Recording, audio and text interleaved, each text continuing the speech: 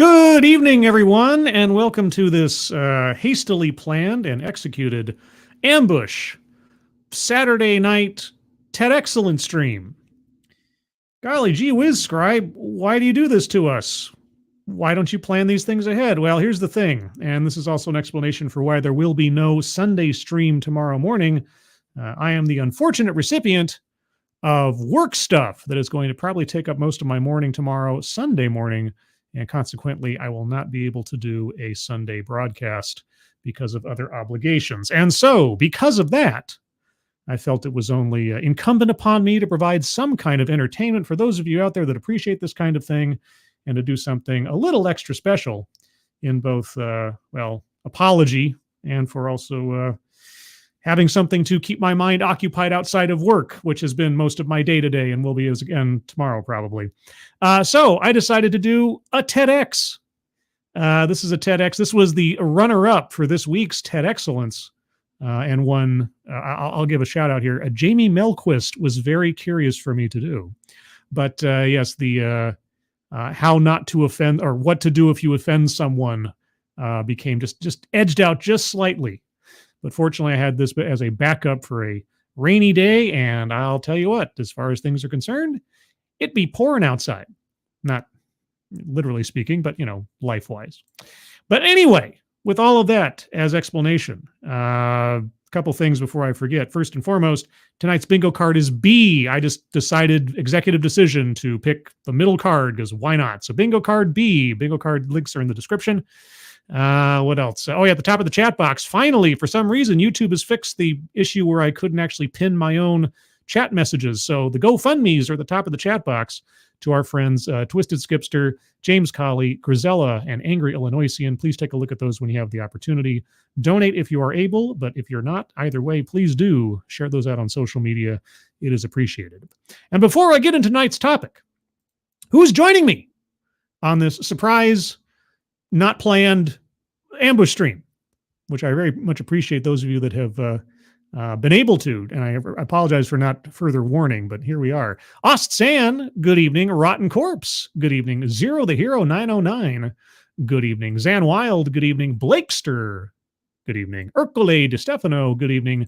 Seftus Wolf, good evening. Plague Trucker Zach, good evening. Zalbla, hey Zalbla, how's it going? Good evening. Ryan R., good evening. Simon Willikins, good evening. Derek LaRue, dude, thank you so much, especially on short notice. Thank you so much for your continued generosity and support. Really do appreciate it.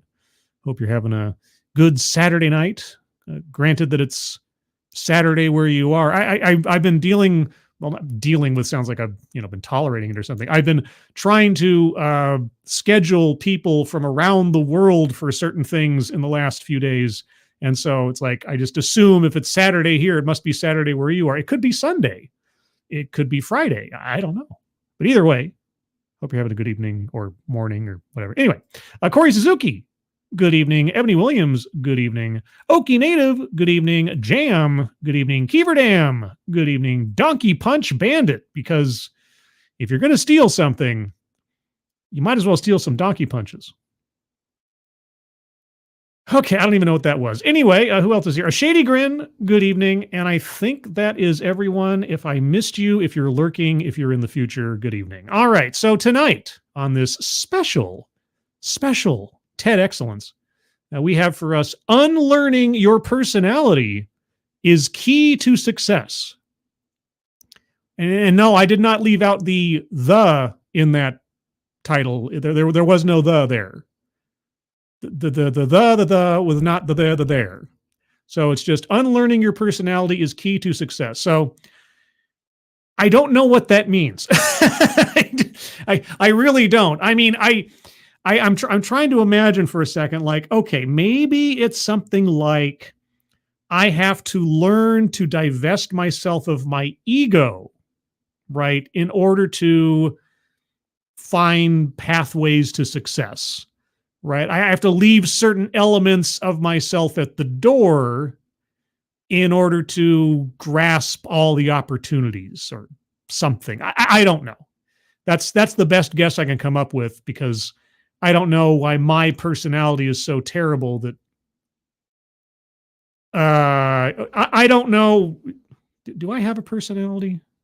I don't know. Maybe this will teach me something. Oh, gosh. Maybe it's a personality test. Maybe I'll find out if I have a personality after the end of this. Either way, anyway, let's get on with it. This one is a long one. That's what I said to her. 16 minutes and 49 seconds. So hopefully this will make up for the lack of a Sunday stream tomorrow. Get your bingo cards ready. Again, bingo card B. Links are in the description. Also, before I go too far, some more hellos before I get too far in this. Tall person, good evening. And Tier Alexander, the gentleman lich, good evening. Random American, good evening. And did I miss anybody else? I hope I didn't. I don't think I did, but I'll hopefully see you later on if I didn't already. All right, so let's get on with it. Unlearning your personality is key to success. Oh boy. Okay, well, let me do the title card here. I'm not even going to attempt the name of our speaker. I am going to mess it up. Mindset over matter. Why unlearning your personality is key to success. Okay. Well, I'm all for a good inspirational speech, something like that. Alan Thyler. Holy cow. Thank you so much, Alan, for the Samurai #1 Dog Cat Fox. Oh, Dog Cat Fox. Wow-wee! Wow! Ooh, that's a drunken uncle, Dog Cat Fox. Thank you so much, Alan. It's very generous of you. Hope you're having a good Saturday evening. Granted, it's Saturday evening wherever you are. I'm trying to be very inclusive tonight for some reason. And thank you, Keeverdam, for the Kung Fu Dog Cat Fox. Oh, Dog Cat Fox. Wowie, wow. That's a Weebo Jones Dog Cat Fox. Thank you so much, Keeverdam. Hope you're having a good evening. As I lose my words. Also, before I completely get ahead of myself, Tony Giff, good evening. Dina B, good evening. And with that, let's find out. Picture this. Picture this. Okay. An alluring proposition. I love alluring propositions. You're just not my type. $1 million Uh-huh. in exchange Yeah. for an eye. $1 million in exchange for an eye. I don't know. I think my sister would take that bet because she's effectively blind in one eye. But me, I don't know. That's a good question. Stay calm. Uh-huh. You get to choose right or left. And this is taking place on Happiness Street. For those of you listening at home, this is a TEDx event at Happiness Street. Where is Happiness Street? How do I get there? And is it really that happy? You'll be left with the other. Okay. I sense some of you are probably thinking this is ridiculous. I mean, the illegal organ market is a thing. For me personally, though, I probably say no because I've already had problems with my one eye. And if I happen to say, I'll just get rid of that one because it'll probably be the one to screw up later on in my life, then I'd be putting all my eggs into one basket, as it were. So I'd say no.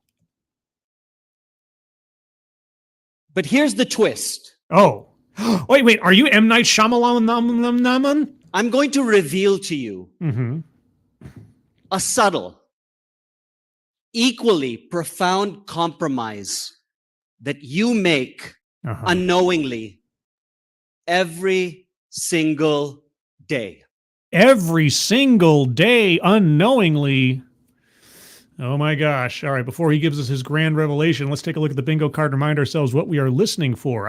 I don't know. This is such an oddball subject. We might not get a bingo. We'll see. Marginalized or marginalization, self-vilification or wretchedness, contradicts own point or argument, feminism, microaggressions or unconscious bias, privilege, benevolent condescension, maybe, weightless example, plays victim, collectivizes own demographic, economic disparity, argumentative non sequitur, attempt to coin new buzzword or buzz phrase, I could see it here. We'll see. A list. I could also see that here too. Mind reading or assumes motives. I think we might get there as well. Patriarchy, anecdote that probably never happened, diversity, equity, and or inclusion, white supremacy, childhood or family anecdote, systemic or institutional, leaves out vital context, sales pitch for product or service, and word salad. So far, nothing that really hits on the board yet. Just wanted to remind ourselves. Okay, so what is the silent, unknowing compromise I make every day? You see, not long ago, I was metaphorically ripping out my eyeball. Okay. In what way? Over and over and over again. So you were making $1 million over and over and over again? Or is that also a metaphor? And I believe I'm not alone in this. Okay. We are unwittingly yes sacrificing a part of us that's equally valuable. I know that at least once a week on Thursdays, and now twice this week, I sacrifice some clump of brain cells to watching this stuff. So, but that's more of a conscious choice. I mean, if I'm still conscious, I suppose. And that part is your inner game. My inner, I've got game? Well, I've got game? Everyone, I haven't, wait, my inner game. Do tell. But we don't notice it.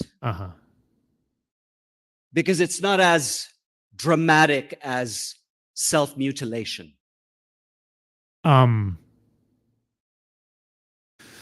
Okay, I'm waiting.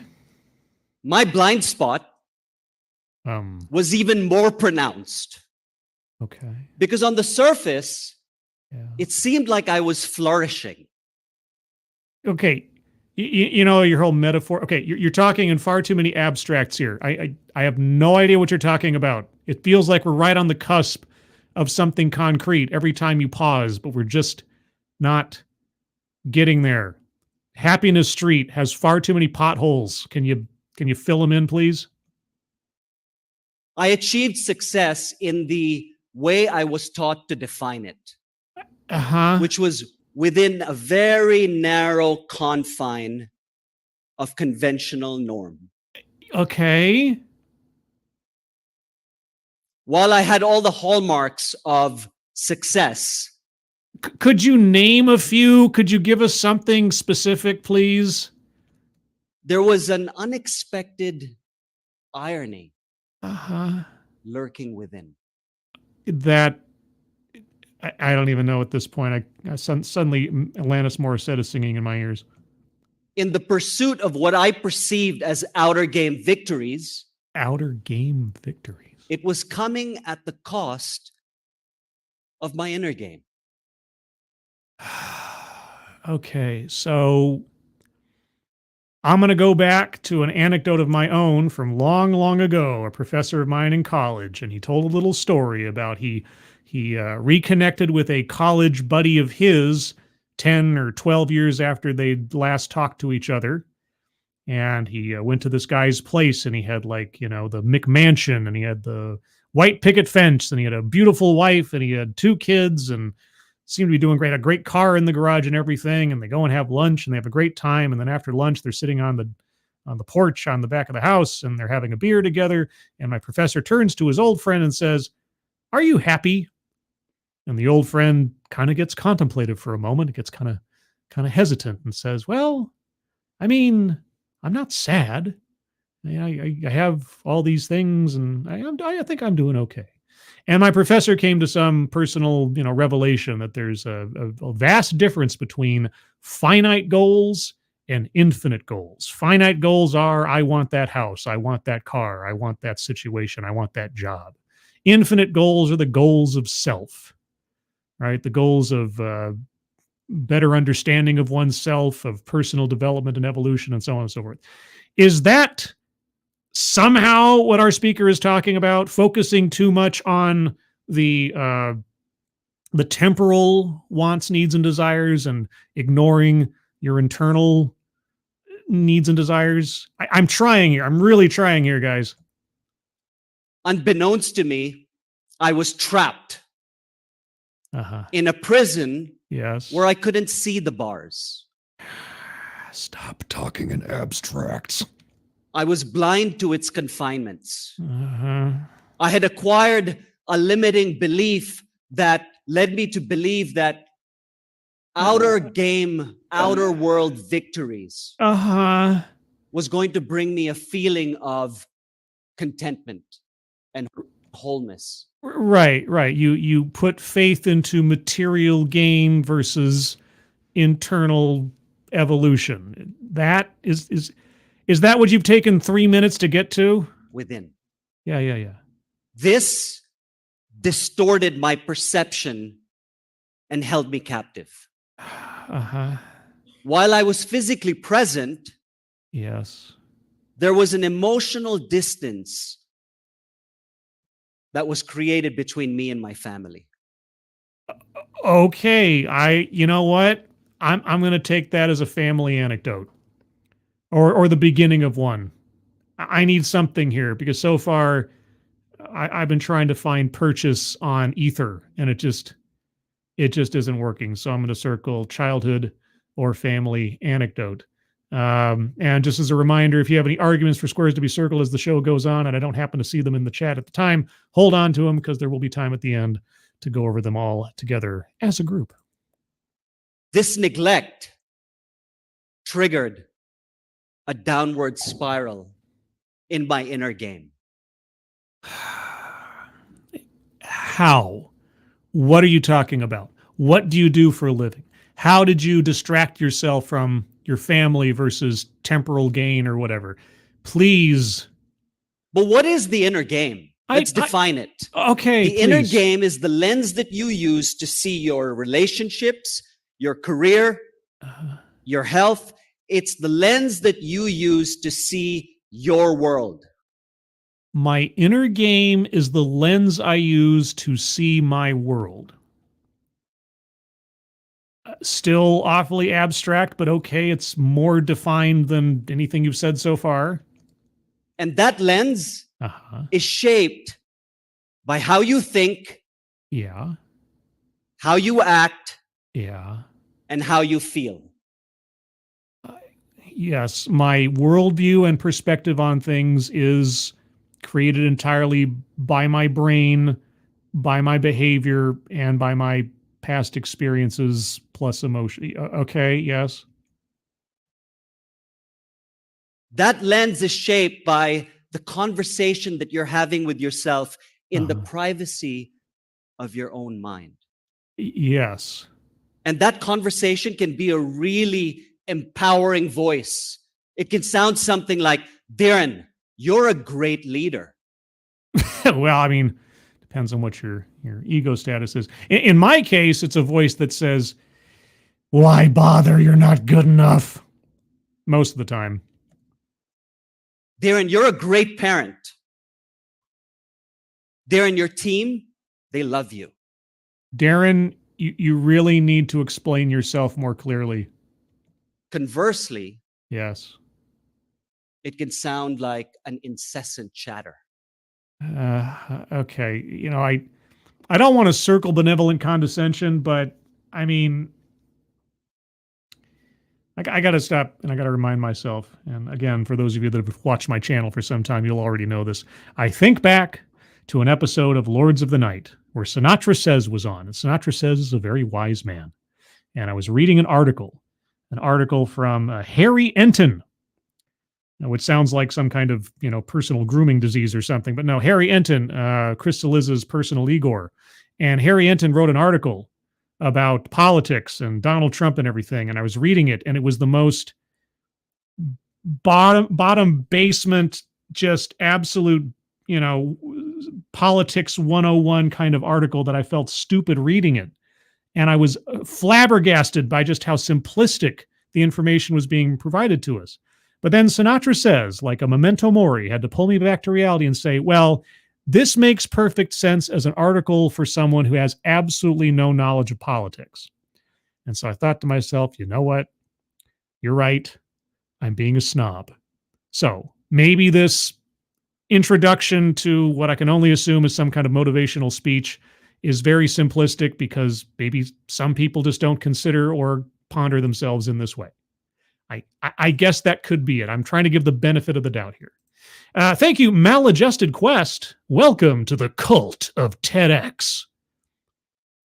I mean, that's effectively what I've built here.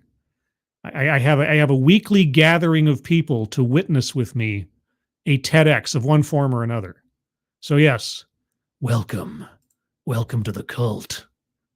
I don't know what the. I guess this is our only ritual. Well, I guess the bingo card. Yeah, you know what it is? I don't want to get too deep into that. That sounds creepy now. That sounds creepy. But anyway, thank you, Maladjusted Quest, for making me feel like I'm doing something detrimental to people beyond just rotting their brains with this stuff. Anyway, so you're doing the what and the thing and the stuff again, guy? Darren, yes. You're not good enough. Right, that's me. Darren, you're too young. You're too old. No. Or what we hear most often. Uh-huh. What if you fail? Yes, thank you. You have finally spoken to me. Show of hands. Uh-oh. How many of you have had so much internal chaos that it's prevented you from thinking clearly? Every hand in the theater will go up because everybody has had that happen from one time to another. Come on. And it's hijacked you from the present moment. Uh-huh. Every hand goes up. Only for that moment to create a range of behaviors that are self-destructive, that don't reflect your true character. Yes, okay. I mean, if I'd never had any self-reflection, if I'd never thought at all about my reactions to the world or how I operate, I guess this talk would make some sense. I'm just wondering now, where is he going with this? Because I can only assume he's going to offer some kind of solution to whatever problem he's attempting to articulate here. From an unwarranted response to something someone said to you. Yes. Maybe your partner, your spouse, your children. Yes. Or perhaps it's neglecting your health. I keep watching these things, so there's evidence right there. Or doubting your potential. Yeah. In my case, completely messing up my priorities. Okay, so you made a bunch of mistakes, you learned from them, and you're here to pass on to us your wisdom. Okay, what did you do? So far, I haven't been able to relate to you at all, except for the whole very basic, oh, do you have doubtful thoughts and things? Yeah, that's fine. What did you do?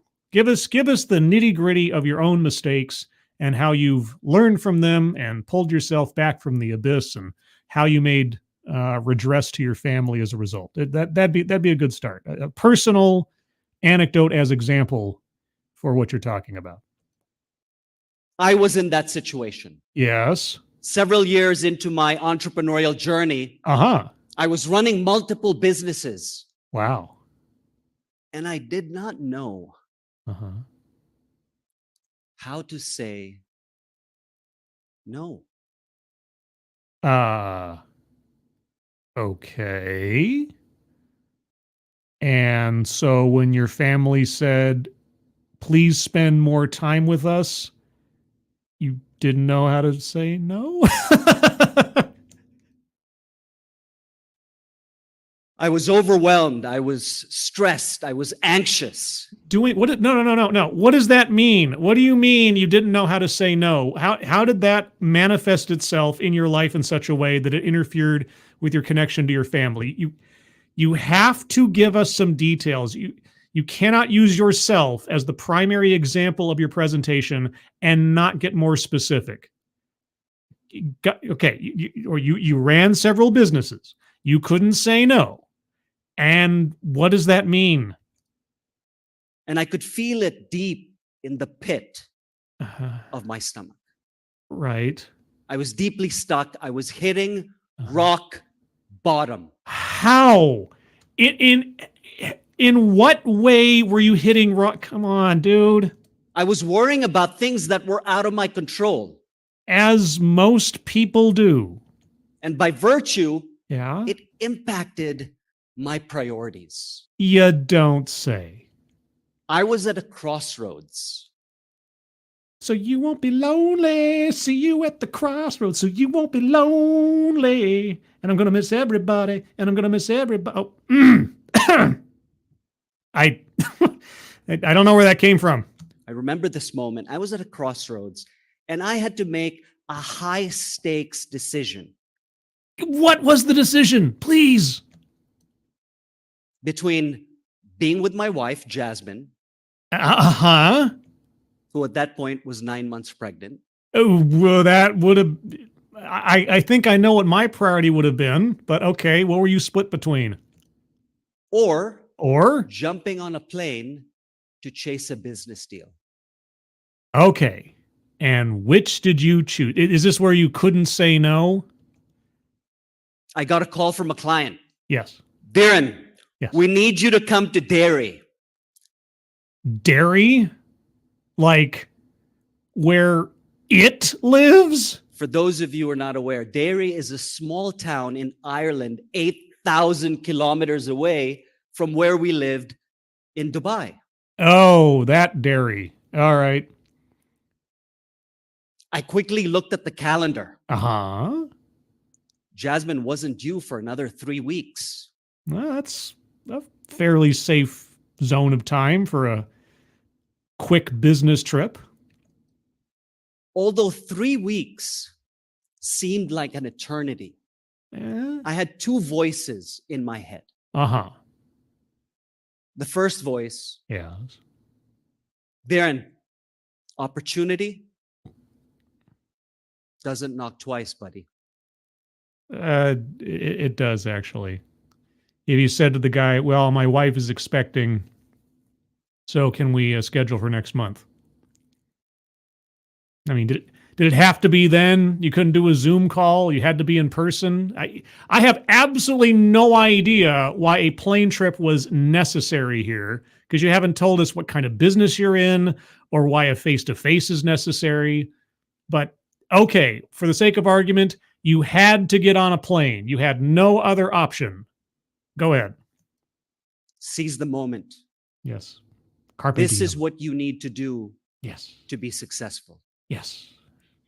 Then there was this other voice. Darren, of all the ideas that you've come up with, this might be just the worst idea of them all. Yeah. What are your priorities? Okay, that wasn't the other voice. That was just your voice of reason. So, which one did you go with? Money isn't everything. This is true. Which one did you go with? With Jasmine's reluctant approval, I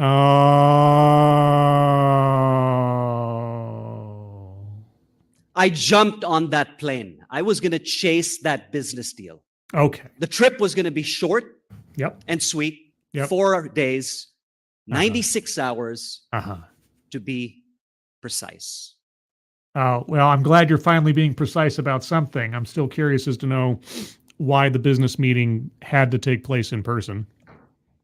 I remember I'm in my hotel room. I'm packing my bags with all my meetings successfully behind me. I'm packing my bags, getting ready to jump on a plane to head back home. And that's when the call comes in. She's in labor, she's in the hospital, and you missed the birth of your child. You.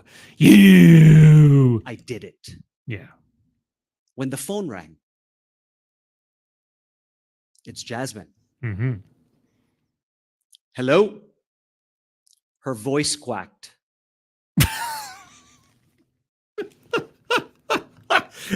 Hello? Excuse me? Who is this? Which made me unnerved. What's wrong? At that moment, I heard 3 words that I will never forget. I'm in labor. Or, where's the beef? Or, I don't know.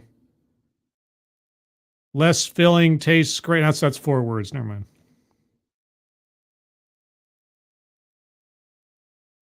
Yes. My water broke. Oh, okay. And you say, well, do you have any super glue around? What? I'm thinking in my head, am I dreaming? No, you're in Ireland. That actually sounds like a great tourism commission logo. It's like, am I dreaming? No, I'm in Ireland. And I respond with the most insensitive thing a man can say in that moment, which is, put it back together. or can you hold it? What was the most insensitive thing a man could say? Well, then mop the floor, woman. Okay, what did you say? are you sure? That's not the most insensitive thing you could say. I think my mop the floor one was pretty good. And right then I heard a loud, thunderous voice. Yes! Yes, I'm sure! Okay. Oh my God. Oh my God, you had a 3-week window in which to do stuff, and you just happened to pick the wrong time. I don't know, dude. Truth be told, I wouldn't. I don't know what your wife's reaction is here. Obviously, in the moment is something else, but all things considered, I don't think you made the worst possible decision. It wasn't like she was, having contractions or something, and then you decided to hop on a plane to Ireland. 3 weeks it's a decent amount of time. It's the better part of a month. I mean, come on. My firstborn was on the way. Yep. And I was in a hotel room. Yeah. 8,000 kilometers away. Yeah, and I'm sure you feel guilty about it to this day and so on, but really, you didn't commit the greatest sin here. To that point, I was living my most defining moment. Really? As a man. Really? Wait. Okay, hold on. Okay, and I don't want to jump the gun here because maybe there's more to the story here, but let's think about this for a second. Okay. You have your first child on the way, all right? Your wife is 9 months pregnant. I don't know if your wife is employed or working or otherwise, but let's just say for the sake of argument that you're a single income family, single income household. Okay, you got a child on the way. You are attempting to make sure that that child and your family, which could be growing even further down the line, is well established financially and into the future. You're trying to establish a base of support for your family now and ongoing. You had a 3-week window before the estimated date of arrival of your child. 3 weeks, not 3 days, not 3 hours, 3 weeks. And you have the opportunity to expand your business holdings and expand the fortunes of your family. It'll take 4 days out of 3 weeks, 4 days out of 21. All right. And timing and bad luck occurred. You were not lacking sensitivity. You were going out there attempting to continue to provide for your family. You did not fail as a man. Timing failed you on the luck scale. So this is one of those situations where I'm going to say, at least abstractly, rhetorically, to our speaker, you've got nothing to feel bad about. as far as your actions or your choices. It was bad luck, and I know that sucks.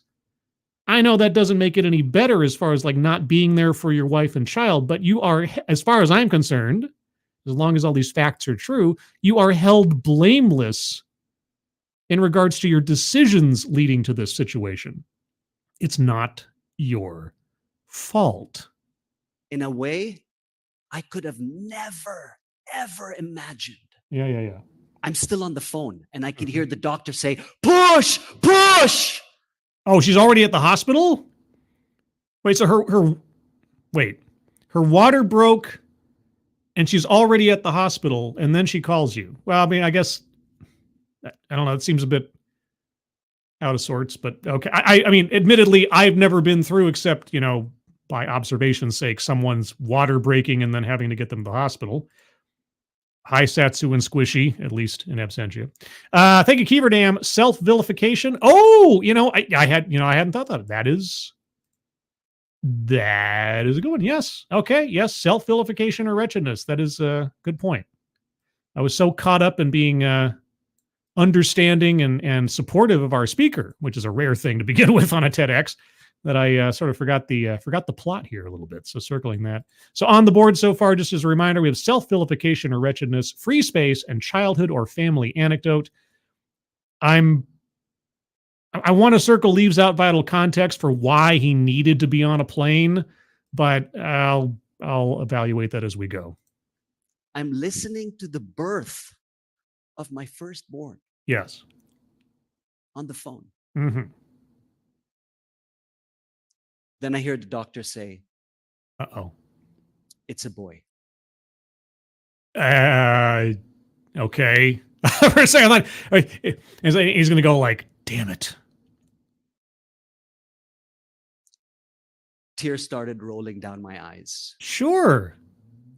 A big part of it was joy. Yeah. But there was a part of anguish in me. Dude, okay. All of this is completely understandable, and you did nothing wrong. I vindicate you. I wash away your sin here as you've put it onto yourself. You did nothing wrong. I got some stuff in the chat here. Let's see. Dear Alexander, Scribelight, that never happened. You can't have cell phone in the room, and she is too busy trying to push out a human.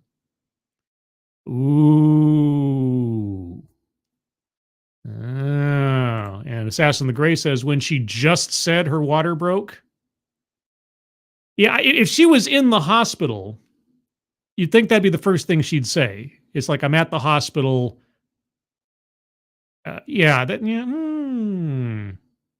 Also, hello, Lissa Leo. Good evening to you. Skara, good evening to you. Anybody else that I missed in the meantime? Meh, good evening to you. And I know there was at least somebody else. Advocatus Diaboli, good evening to you. And I hope I didn't miss anybody else. It's entirely possible. If I did, I hope to see you later on in the stream. Okay, so we're saying anecdote that probably never happened. Yeah, there are too many things about this that just sound a bit too tailored. So I'm circling anecdote that probably never happened. I agree. It seems the chain of events here doesn't seem to make a whole lot of sense to me, because water breaking, also already being in the hospital with the doctors, also like giving birth on the phone. This chain of events does not make a whole lot of sense. Unless he's really contracting things, like if she called and said my water broke, and the entire phone call was her going from home to the hospital if this call lasted like 2 hours or something. And as far as being allowed to be on the phone during the course of the birth, I mean, admittedly, I don't know what hospital procedures are, but yeah, this all sounds far too television. It was like life punched me in the gut. Uh-huh. I just could not believe it. I wasn't there. You were out working to provide for your family within a reasonable window of safety to be there for the birth of your child. luck did not go with you on that trip, it is not your fault. But why wasn't I there? Okay, yes. Is this where you're going to sort of give yourself some credit? Because you should. I had 9 months to prepare for that moment. Yeah. Well, no, you didn't have 9 months. You had 8 months and 1 week plus 3 more that you were pretty sure were going to go as planned, but it just didn't turn out that way. So, moment. I wanted to be there. Yeah. Who wouldn't? Unless you hated your wife or didn't want a kid, I suppose. As I reflect back on that colossal mess up, Yes. it revealed to me that when our highest priorities are not aligned with our actions, Wait. it's because of internal chaos. Whoa. No. Dude. Okay. You were not seeking success. Okay, well, I mean, admittedly, maybe I'm wrong. Maybe his only thought regarding success was to feed his own ego. If that's what his motivation was, then okay, maybe we're off in different places. But you were going out there to expand your business interests and your family's fortunes in support of the wife and the child oncoming. Your priorities were on the right track. You encountered bad luck. Okay, I don't mean to repeat myself, but this guy, at least from my perspective, my lens, which is informed by my experiences and my emotions and my this, that, and the other, my lens tells me that this guy's being way too hard on himself. Or he's internalizing his wife's disappointment way too much. It's because of ingrained beliefs. Yeah. Embracing our highest priorities often involves unlearning old beliefs to realign our behaviors with what truly matters. Okay, well then you're going to have to very much detail for me how pursuing a business opportunity was not in alignment with your priorities. That you're going to have to clear that one up for me, because right now, unless you're going to tell me that seeking business opportunities was only for your ego, like let's say if he comes out and says, before I made this decision, I was running 3 successful companies and my family's fortunes were secured, but I just couldn't give up the possibility of expanding my ego and blah, blah, blah, blah, to go off on this business trip. Okay. If his motivation was purely ego, purely self-centered, then okay, I can kind of see where he's coming from. I would still hold him harmless because it was bad timing, but okay, I could kind of see what point he's trying to make. But will he tell us that? He needs to get much more specific, because so far I'm not seeing how this is some great sin he has to hold over himself. Unlearning reveals to us our authentic priorities. Okay, what did you unlearn from this experience? Which is hidden beneath society's expectations. What? No, not society's expectations, your expectations for yourself. You're talking about your priorities. Okay, you can't blame society for you deciding to align up your priorities. Okay, all right. I'm not going to break my record. Come on. And when we live our authentic priorities, we start moving toward a more fulfilling existence. How was the business trip not an authentic priority? I'm going to circle leaves out vital context if he does not get much more explanatory here.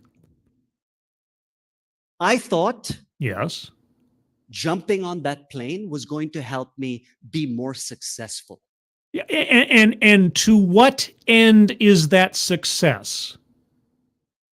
Is it purely ego-driven, or were you thinking about, again, supporting your family?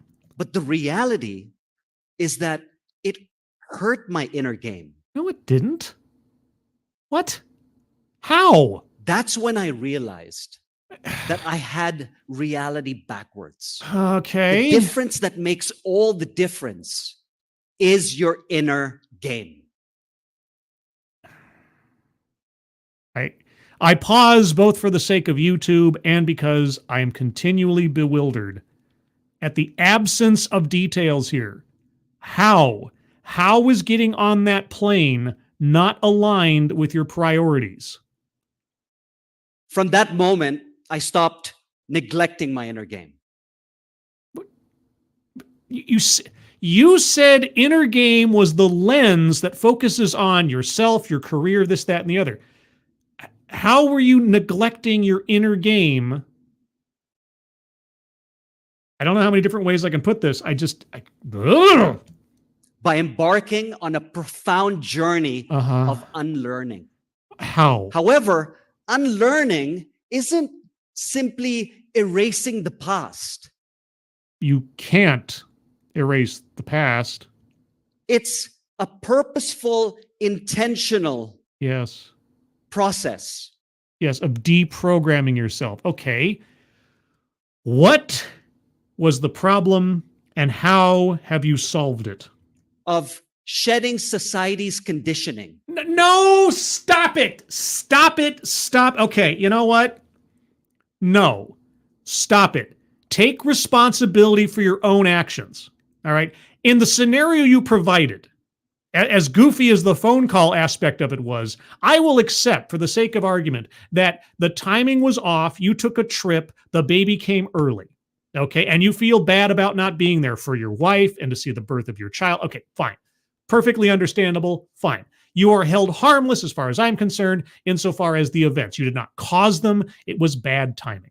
But at the end of the day, you decided to get on the plane. You made that choice. Society did not make you get on the plane. Society's expectations did not put you in this position. You put yourself there. At the very least, accept responsibility for your own choices and actions, and don't blame society. You do not get to make that move. When you're talking about your inner game and your inner lens, you don't get to push that responsibility off to quote unquote society. Come on. That unlocks your true potential. Oh, okay. What is your true potential? Could you get specific, please? Now, let's back this up with some science. What? Science? Okay. Okay, you know what? For as many times as he's just completely sugar-coated over everything, I'm circling leaves out vital context because honestly, I don't think we're going to get any. I don't think we're going to get any, so I'm just going to circle it. And in aggregate, this entire talk has been pretty much word salad in fits and spurts all over, so I'm circling word salad as well. Okay. I'm going to go through 2 minutes of sharing with you how your brain works. Okay, mind reading assumes motives. That's clear enough to me. Sure, why not? And also benevolent condescension, because if not in this example specifically, but certainly over the course of the talk, circling that one. And so far, to remind you all what is already circled on the board, remember this is bingo card B. Self-vilification or wretchedness, benevolent condescension, free space, mind reading assumes motives, anecdote that probably never happened, childhood or family anecdote, leaves out vital context, and word salad. Others may qualify later on, but let's continue. We've got 3.5 minutes left. Do you think we'll get some answers here? Okay, tell me how my brain works, because I certainly cannot divine how yours does. So there's a well-known, well-established concept in neuroscience. Neuroscience. Known as synaptic pruning. Synaptic pruning. Okay. Advocatus in the chat makes a good point. Systemic, institutional, all this talk of societal expectations. That is also a good point. So circling systemic, institutional, And Assassin of the Gray, sales pitch, inner outer game. No, you know what? That's more a buzzword buzz phrase. I'm circling buzzword buzz phrase for that one. Not sure that's a sales pitch. Haven't had a product yet or a service. He hasn't even mentioned what kind of business he's in. All right. Your brain, Yes. your brain has an incredible ability to unlock old connections between neurons to make new connections between them. Well, yeah, like when you said Crossroads and all of a sudden Bone Thugs and Harmony came to my mind. I thought to myself, when was the last time I ever even thought of that song? And yet still, bits and pieces of the lyrics came to me. And I'm going to miss everybody, and I'm going to miss everybody. It just, right there. And the video, oh man, I remember the video now where they're like standing on see you at the crossroads so you won't be lonely. And then like the bad blue screen behind them and all like the sort of abstract heavenly thing. Yeah, all that. Anyway, that was a long way of saying, I know what you're talking about. Think of it as mental purging. I thought it was synaptic pruning. Where it clears old beliefs to make space for new learnings and new insights. But that would mean that I like forget. I'm overwriting them. Like I don't even know that they happened. It sounds like brainwashing. The unlearning process works in a similar way. Yeah, no, I've heard about unlearning or re-education. It's a process that takes place in your brain. Really? Learning and unlearning takes place in my brain? Where you discard old beliefs, old behaviors. You just said that. Old habits to make way for new growth and new expansion. That's exactly the same thing you just said a second ago. If I hadn't already circled word salad, I'd be circling it again. Okay, so you need to tell us, and I am going to be gobsmacked if you actually do, what unlearning did you perform in the wake of your child's birth to improve your inner game for the future? Again, if you use yourself and your experiences as the primary example of your presentation, you have to actually go the distance in doing so. If you leave out how you came to use your own wisdom and lesson from this presentation in your own life, then I'm effectively going to circle contradicts on point or argument, because you're not telling us anything and you're effectively telling us that you learned nothing or unlearned nothing. Extensive research. You said it twice. That means you're really trying to convince me, which makes me wonder how extensive this research actually was, especially if you're not going to cite anything. Has shown the remarkable impact that unlearning and behavioral transformations exert on your brain. Oh, no kidding. You know, there's these really, really famous studies. I think they were called, let's see, Stockholm Syndrome. I think it was called People's Temple. What else? Oh, Heaven's Gate. People's brains and behavior and ways of thinking, yes, they can be modified when you're told that what you know is not what you should know, and you go through a round of deprogramming or programming, learning, unlearning, re-education, and so yeah. No, I know lots of research has gone into this. Yeah. Studies on mindfulness practices has shown that conscious efforts to unlearn old habits can physically alter the neural pathways in your brain.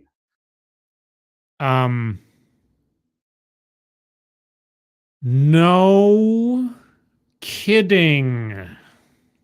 Leveraging cutting-edge brain imaging tools such as fMRI and EEG. EEG is cutting edge. Wait a second. Wait. Okay, I'm no science major, but someone in the chat correct me if I'm wrong. EEG is about as cutting edge as a butter knife at this day and age. Am I wrong? Okay. All right. I think it might be long overdue, but any time's as good as any time.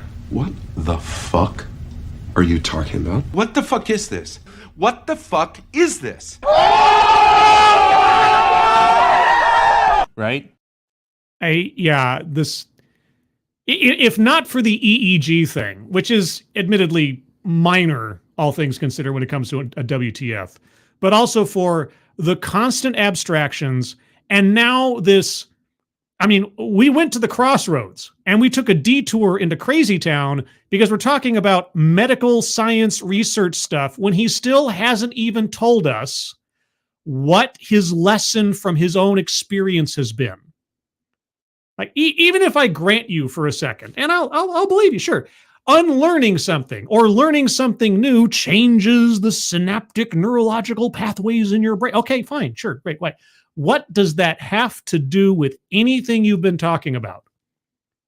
Right? If I learn the lyrics to a song that I'd never heard before, something is going to change in my brain in some minuscule way that'll pack away those memories for a future date. Like 20 years hence when I'm on a TEDx and suddenly somebody says a key word and it reminds me of a song. Yes. So what? Scientists have observed concrete shifts and changes within the brains of people who are engaged in the unlearning process. You just said that. You are repeating yourself with different words every other sentence. So what? All these scientific findings highlight your brain's remarkable ability to adapt. So could you adapt to a situation where you're not blaming society for your own choices, and also adapt to this presentation where you give us a point? And its capacity to change. Understanding neuroscience is essential. No. Understanding neuroscience is not essential. Unless you're going to become a neuroscientist. If you're trying to understand yourself, you take a look at how have I behaved in this situation, and you reflect on that, and you say, golly gee whiz, what lessons can I learn from this? Did I like the way I behaved? Could I have done something different? Did I like the way I sounded? Did I like the way I felt during this situation? Maybe the next time I find myself in that or a similar situation, I should try to do this. Oh, wait, I don't have a neuroscience degree. Forget I said any of that. It helps us appreciate that the process of unlearning isn't merely a concept. It's an actionable process that molds your brain and transcends ingrained beliefs for human evolution. He's pulling a Bill Shatner there for a second. It ingrains beliefs inside your mind. When you unlearn, you learn anew. Spock. Okay. Yes. Okay. Again, one of the most extreme examples that proves this, cults. All right? Cults. Programming. Being separated from your loved ones. Being told that anybody that does not believe the groupthink is an outsider and an enemy. On and on and on. Yes, we know this. What does any of it have to do with your guilt over missing your child's birth? How have you changed intentionally your ways of thinking, your ways of behaving, Spock, since this event? If you do not give us that piece of information, if you do not give us that insight into your own process that we can use as the audience as an example to learn from, then this presentation is an utter failure. Bones. For you to blaze the trail on a personal evolution. Okay, yeah, now, and? What if? Dr. Doom became the Sorcerer Supreme. to achieve all your dreams, it doesn't lie in acquiring new knowledge. It doesn't? But rather in shedding outdated beliefs. But then I'm replacing them with something new, so I have to acquire new knowledge! What the... What? What is that? What the fuck is that? Are you kidding me right now? Good gravy, man! Sometimes it's the unlearning process that liberates us. What did you do? Freeing yourself from what you must unlearn is the master key to unlocking your true potential and becoming the master of your destiny. What? And the captain of your soul. What? Thank you. No!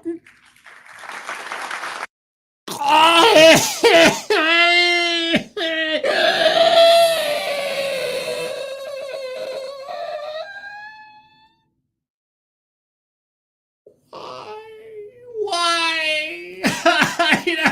I do this to myself. Okay. All right. Well, I don't know what to say. I honestly don't know what to say. All right, let's update the bingo card here. Holy cow. All right, here we are.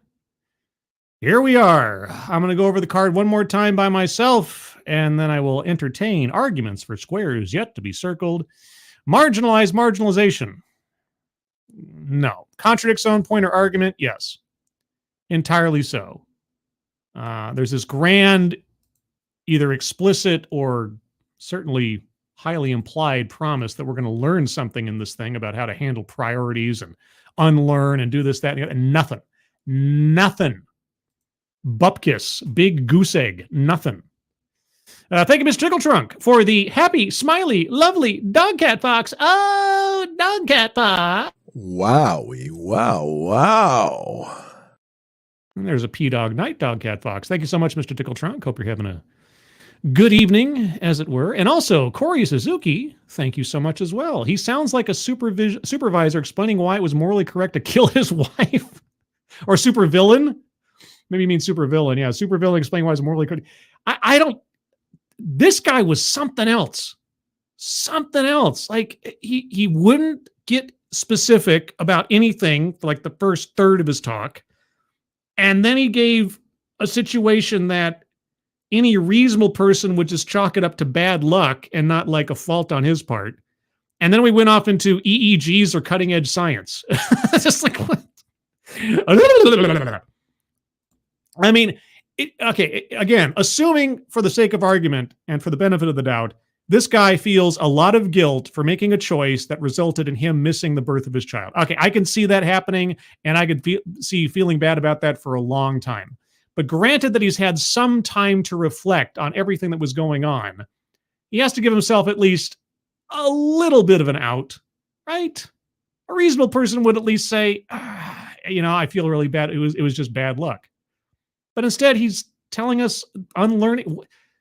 Again, what did you unlearn? Anyway, moving on. Feminism. No, none of that came up. Microaggressions or unconscious bias. I mean, if I wanted to do a Mr. Fantastic stretch here, I could say unconscious bias towards one's success, and I don't think that fits. Or at least that's not a very good argument. Privilege. No. Weightless example. Yeah.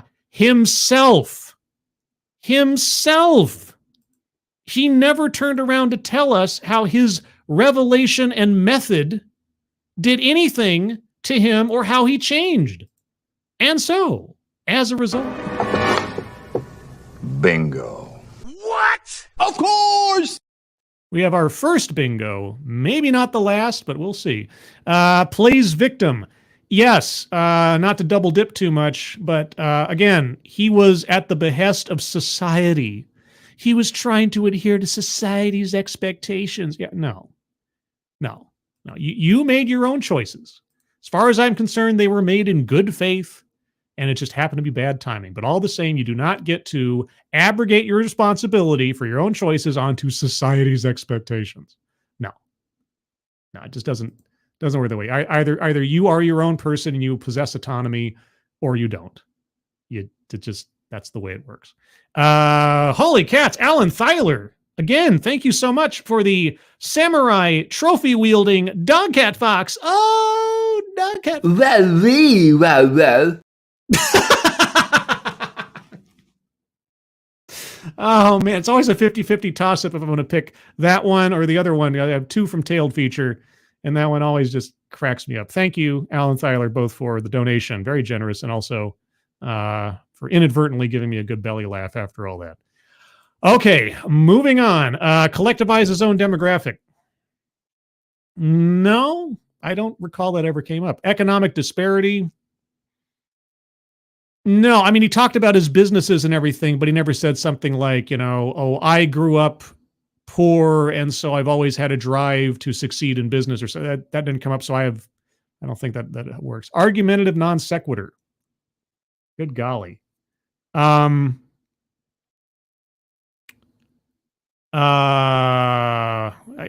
did 2 WTFs on this. There's got to be something in there with the whole thing about you can't learn new things. I'm going to need somebody in the chat to articulate this better than my brain is right now, because I'm sure there's a good one in there. My brain's not working on it. A list. Did he give us a list? I mean, yeah, you know what he did? He gave us the elements that make up your internal lens, your internal game, right? It was career, family, feelings, your lens is shaped by these. Yeah, I'm gonna give it a list. That's at least a list. Formal portion of the presentation that describes part of it. Patriarchy. The only time that ever really came up was him feeling like he'd failed as a man, but that's not really patriarchy. So diversity, equity, inclusion, no. White supremacy, no. Sales pitch for product or service. I wish I could circle that, but he went all the way around actually telling us what he does for a living or naming something in particular. Like if he'd said, I've used this wisdom to perfect my process that I like to call this, or I wrote a book on it or something like that. So I'm open to arguments otherwise, but I don't think that there's anything that applies. And so with that, this is the card as I have it. If you have arguments for squares to be circled, please put them into the chat now. And I will entertain your thoughts. Let's see. I'm scrolling. Keeverdam says, Scarlett, didn't he collectivize men? Did he? I mean, he was talking so specifically about himself. Now, okay, Messa, he collectivized men. Like when he was talking about like the birth of his child, like as a man, etc. Is that what I just want to verify? I mean, I'm not saying you're wrong. I just want to make sure. Abdicast Diaboli, sales pitch for re-education camps or head trauma. And on a side note, why do so many TEDx's sound like a sales pitch for re-education camps? Well, I mean, as I've said before, a lot of TEDx's effectively are persuasive essays. And so they're trying to convince you of something one way or the other. Some people take it to more of an extreme than others. So in that sense, yeah.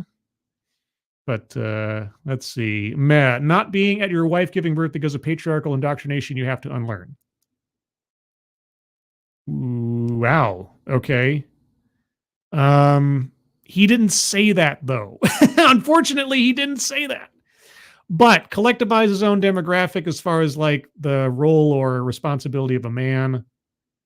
It was brief, but I'll give it to you. It was brief, I'll give it to you. It also helps that it's not a bingo square, but all right. All right, I'll give it to you. All right. Any other arguments? Alan Tyler says, I love this show, Scribe. Thank you. Well, for whatever it's worth, you're welcome. I don't feel like I did you or myself any favors by this one, but either way, it was I didn't know what to expect, and so I was pleasantly unsurprised, I suppose. Thank you, Funtime Bats. I slept through another stream. Guess I'll start over. Well, admittedly, Funtime Bats, I did ambush this stream. I did not announce it ahead of time. It is in place of a Sunday stream, which will not happen tomorrow, but I talked about that at the top of the stream. So I appreciate you taking a look either way and appreciate the donation. Thank you so much. Let's see. Any other arguments for squares to be circled? I think we've got it pretty well covered. He didn't get more explicit on things. He didn't really cover a lot of ground, and he ultimately repeated himself in many instances. Let's see. Advocates Diablo, neuroscience bit was a bit non sequitur. Yeah. Other than that, he just reworded what he had said earlier, never really led anywhere tied to his original point. Yeah, as far as a non sequitur is concerned, the whole thing ended up being a non sequitur because he never brought us to a conclusion. And he never explained himself. He never told us why knowing about neuroscience or anything helped him or better explained his argument or anything. So actually there was multiple non sequiturs because the whole thing was just a series effectively of non sequiturs. So I'll circle that one, but it also doesn't put us anywhere. Well, it puts us a little closer to a bingo, I guess, but unless somebody's got a really, really good argument, I think we might be at the proverbial limit of the card. I'll give it another minute here or two if you guys have anything else to add. Programming note, again, reminder, there will not be a Sunday stream tomorrow morning. I am, more likely than not, I'm going to have work obligations to deal with. So rather than roll the dice on that, I'm just going to call it and say there's not going to be a Sunday stream tomorrow. However, there will be, at least as the time of this broadcast, tomorrow on Midnight's Edge After Dark. That's a completely different YouTube channel, by the way. At 6 p.m. Pacific, 9 p.m. Eastern on Sunday will be the next episode of The Shit List, in which I and Tom Connors and Gary Ambrosia and Toxic Man Flu and Andy Masterson and 70s Rock Fan and who else is there? I know I'm forgetting somebody. I'm going to feel bad if I forget somebody else. Oh, CC Karaoke. We dole out our personal top 5 lists on different subjects. And this week, it's going to be our top 5 movie aliens. Yes, our top 5 movie aliens, both good and bad aliens are on the lists. So if you're a movie buff or a movie nerd of any kind, take a look at Midnight's Edge After Dark, 6 p.m. Pacific, 9 p.m. Eastern on Sunday. Let's see. Tony Giff, think every TEDx speaker has scribes bingo cards before they write a TEDx script, before they start their presentation now. There was something that happened a couple of years ago that I got suspicious about. I don't know if people in here might not remember this. This was after a year or two of my doing my live TEDx streams and advertising them all over the place on Twitter and so on. Suddenly, out of nowhere, it was either TED or TEDx, the organization, put out an advertisement, a call for people to start their own TEDx Circle watch parties. It was called like TEDx Circles or something. And they would get people to sign up and register to watch TEDx's as a group and then discuss them after the fact. And I thought to myself, have I been robbed? I thought to myself, should I sign up for one of these? But they asked for all this identifiable information and all this personal stuff in order to register and da-da-da. And I was like, too much of a hassle. I don't know if those circles ever happened. I don't know if they're off in the ether somewhere as something that I could find and review a review. I don't know if they were ever broadcast or recorded, but that was something that happened. I thought to myself, that sounds awfully familiar. I wonder if I inspired somebody to have a counterpoint to my little hobby. I suppose we may never know. Ebony Williams, I missed the stream. Well, it's still here for you, Ebony. It's here for you. It'll be here for you. You can rewind and it'll be here. Boy, it was a doozy, as you can probably already see by the bingo card, but it was something else. Advocast again, I think this entire talk sort of skirted patriarchy. I'm having to work to provide and feeling he needed to achieve being just one example. Yeah, and here's the thing, just lamenting in the abstract way, not being a better father or partner or husband or something, that to me doesn't inherently say patriarchy was a element of the argument or the presentation here. So yeah, that's why I don't circle patriarch, is because nothing he said was like an overriding, it's all males' fault or the world's controlled by men or anything. That didn't really come across. Just like I said, there was a lot of legitimacy to his lamenting not being there for his child and supporting his wife in her time of need. There's also a lot of completely reasonable explanations and non-apologies needed for that too. But either way, with that, I'm going to call it here, guys. So again, thank you guys. Again, whenever I do these ambush streams, I'm always just flattered beyond words and grateful that anybody shows up with as much short notice as I give. I really do appreciate it. So Midnight's Edge After Dark tomorrow, Sunday, 6 p.m. Pacific, 9 p.m. Eastern. Also, a reminder, if there's a content creator out there that you like or appreciate their stuff, or just one particular video, please be sure to let people know that you do. Share that stuff out on social media. Let people know. You guys are our best algorithm. And I know that I try to practice what I preach. I tweet out and share onto Discord things from other creators that I appreciate. And I hope that you do too, whether it's me or someone else. Also, if you'd like to join the Discord, you can do so by clicking the link in the chat box right now. Click on that. You'll find yourself on the landing channel called Say Hello. And in addition to saying hello, you have to say the secret word. The secret word will tell me and my moderators. That's what I meant. I'm suddenly becoming coldish for some reason. My moderators that you actually watch the stream and have earned the right, the privilege, the entitlement to join the Discord server. And today's secret word is personality. No. Crossroads. Yeah, Crossroads. Say hello, Crossroads. Or if you say hello, Bone Thugs and Harmony, I'll know that you also watch the show. Either way, with that, everybody, thank you so much for joining me. Moderators, thank you for keeping an eye on things. Even though everyone here is so well behaved, you have very, very little to do. Everybody who donated either to myself or to the GoFundMe's pinned to the top of the chat box, thank you guys so very, very much for your generosity. Is very much appreciated. With that, I hope you all have a good Saturday evening or whatever day or time it is where you are. I hope you all have a good rest of your weekend. I hope you're all safe and well. If you are not well, please get well soon, and I will see you on the next one. Take care. Bye-bye.